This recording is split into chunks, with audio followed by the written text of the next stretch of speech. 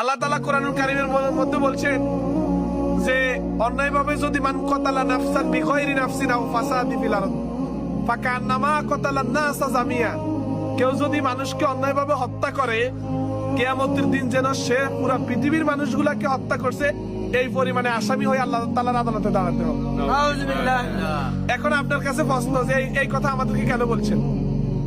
আপনি তো হত্যা করেন নাই কাউকে, আমিও করিনি।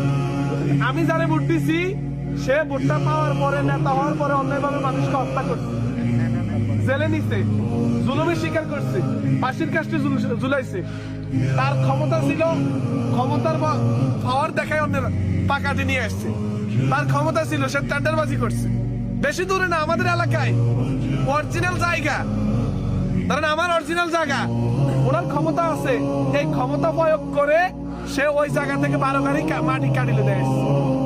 আর কিচ্ছু না, তার কিচ্ছু নাই এলাকাতে। এ 2-1 দিন আগের ঘটনা। এখানে এমন একজন লোক আছেন, অনেক নির্যাতিত, আমি নাম বলতেছি না, আপনাদের সাথে কাজ করেন। সে অরিজিনাল জায়গা কিনছে, এত বেশি নির্যাতিত হয়েছে তাদের হাতে। এখন যদি তারা ক্ষমতায় আসে, নির্যাতন কি বাড়বে না কমবে? বাড়বে। অনেক বেশি নির্যাতন বাড়বে। আপনাদের জীবনের নিরাপত্তা থাকবে না, সম্পত্তির নিরাপত্তা থাকবে না, ছেলে মেয়ের নিরাপত্তা থাকবে না। যদি তারা ক্ষমতায় আসে, এদেশের অসহায় দরিদ্র মানুষদেরকে শোষণ করবে।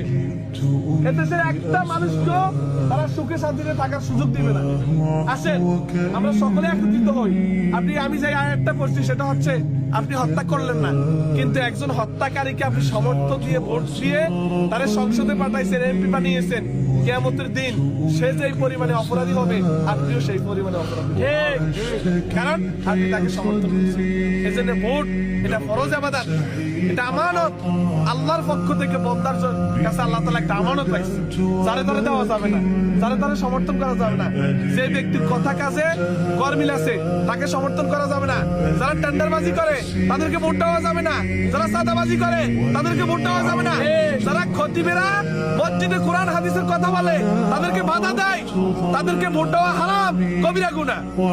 এজন্য এমন লোকদেরকে ভোট দিবেন যারা আল্লাহর আইন আর সৎ লোকের শাসন কায়েম করার জন্য কাজ করে, যারা বলে জমিন আল্লাহর, আইনও চলবে আল্লাহর। আপনারা তাদেরকে ভোট দিতে প্রস্তুত আছেন তো? ইনশাআল্লাহ। আপনাদের কাছে এটাই আকুল আবেদন, আমরা যা বলি তা সমাজে করব।